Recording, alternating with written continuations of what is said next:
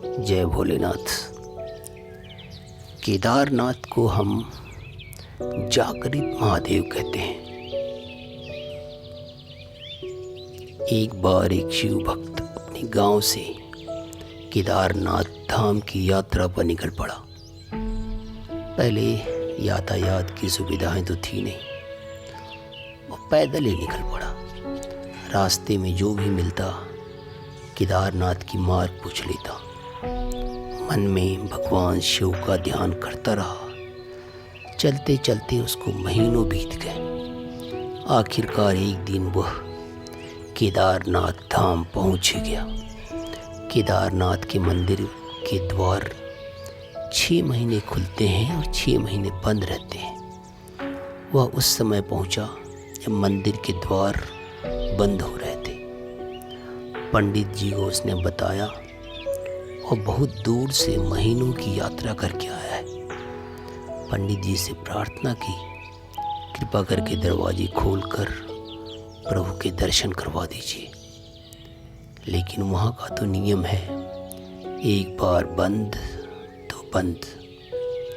नियम तो नियम ही होता है। वो बहुत रोया, बार बार भगवान शिव को याद किया। प्रभु बस एक बार दर्शन करा दो।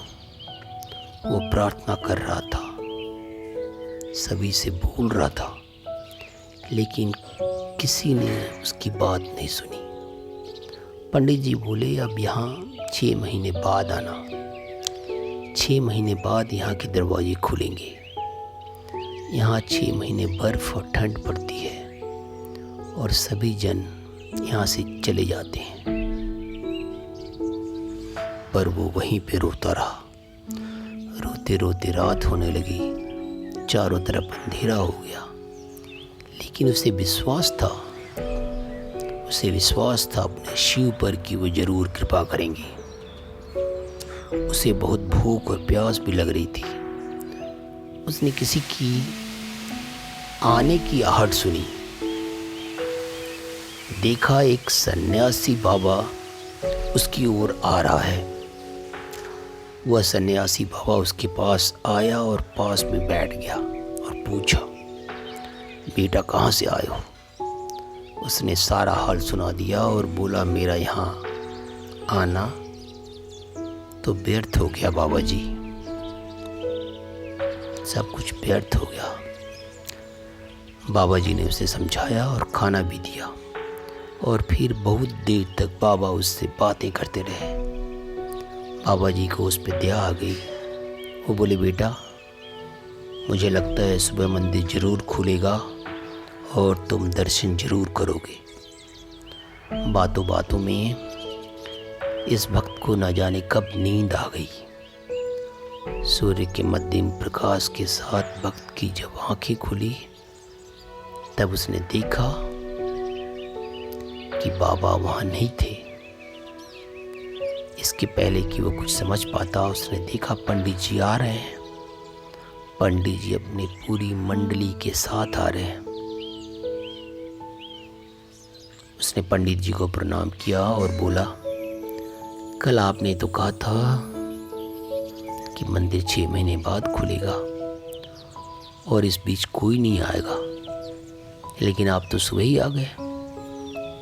पंडित जी ने उसे गौर से देखा, पहचानने की कोशिश की और पूछा, तुम वही हो ना जो मंदिर के द्वार बंद होने पे आए थे? उसने कहा, हाँ। 6 महीने होते ही तुम वापस आ गए? उस आदमी ने आश्चर्य से कहा, नहीं, मैं कहीं नहीं गया। कल ही तो आप मिले थे। रात में मैं यहीं सो गया था, मैं कहीं नहीं गया था। पंडित जी के आश्चर्य का ठिकाना नहीं था। उन्होंने कहा, लेकिन मैं तो 6 महीने पहले मंदिर बंद किया था, आज 6 महीने के बाद आया हूँ।